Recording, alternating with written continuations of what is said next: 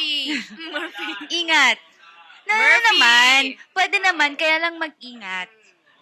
Huwag agad-agad. Kailangan kilalanin mo muna ng mabuti yung person. Isang advice pa lang yan ni Nadine. Ang dami na nakarelate. Si James naman. Let's hear it from James. What is the advice I can give to Hopeless romantic. my hopeless romantic, To Jan. my romantically hopeless fans? Yes. Well, I thought it was supposed to be that, we're hopeless romantics, and that's the advice we're giving. But, advice I can give, they're already hopelessly romantic, so there's not much you can do about it. I mean, what are you gonna tell someone that's crazy in love? You can't tell them, you should be careful because blah blah blah. Don't get hurt. No, kasi it's nice to fall in love. It's nice to feel kilig. But then, pag ikaw kasi nasaktan, ang sakit eh. Ewan ko. Ganun kasi yun eh. Hugot. Hugot. Yes. Oo. Kay James and the Dean. Oo.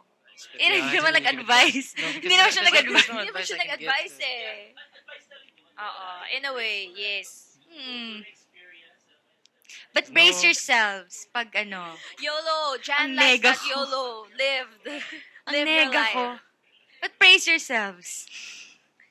Oo. Magkaibang ka na ng perspective. Gusto ko yung input mo. Opposite. Ayan. Of course, kailangan nating maisingit, no? Kasi yung mga chatters natin, they have personal questions also for James and Nadine. So, we have to ask them. Actually, mga killer questions to. Dito kasi Killer questions. Yes, on Kapamilya Chat, we have killer questions for you. This is from Jan. This is all from Jan. Yes, are you ready? We're ready. James, are you ready for the Ready. killer questions? Okay, first killer question. If you would rate your relationship from 1 to 10, 10 being the closest, how would you rate it? 1 to 10, 10 being the closest. Your relationship, your friendship, yes. Well, our teamwork, yung pagiging partners namin, yung pagiging friends namin, I would say it's a 10. Wow. Kasi this na lang and everything that's been happening to us. Yes. Diba? Talagang teamwork kami, solid talaga kami. On a scale of 1 to JD. JD. Wow, I like that. Gusto ko yun. Oo. JD. Yes. Oo, gusto ko yun. Hindi nila kinakaya. Next, May killer pa-sound effects question. pala dito. May pa sound effects. Thank you sa ating audio. sa inyo, kita nyo naman may lights, may setup. Ayan. Okay. Literal brightest episode. Brightest episode. Shine bright. Next. Okay. I'm sorry. Hindi pa intense. Okay. Kung magkakaroon kayo ng another ka-love team, who would you want it to be sa roster ng mga artista ngayon? You have to choose. Okay, si Nadine muna ang unang sasagot. Bakit Nadine. ako? Wait lang, di pa ako ready. Ayan na. Naiisip pa ako.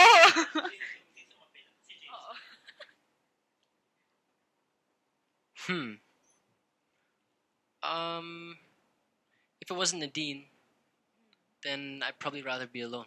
Wow! Kaya ka ng sagot. Oh my gosh. I was thinking the same thing, but then... But I said May it first. naisip na Hey, siya. No! She went first. No, I would say the same thing, na wala na lang. Kaya lang kasi, it's either sabihin nilang ginaya kita or sabihin nila, ay, walang thrill. So, ano sagot mo? Nauna na si James. Oo. Yun na yung sagot ko. Nasa na ba si Kuya Ojo? Nasa na yung insert ng ano? Kailangan ko ng sound effects dito eh. So, wala. Oo. Diba? Approve! Solid tayo, JD. Ayan. Hindi pinagpapawisan ng ating guest. Kailangan intensify. Yes. Okay. For James muna. Sige. Bigyan ko ng chance si Nadine. Oo. Para makarelax. For James, do you see Nadine being your girlfriend in the future? As long as we're working together, like this, as long as we're working together, then I really don't see that happening. Wow, But napaka-honest. if we weren't working together, because right now what we have is really good, and I don't want to ruin anything. So, if we weren't working together, it's a different story.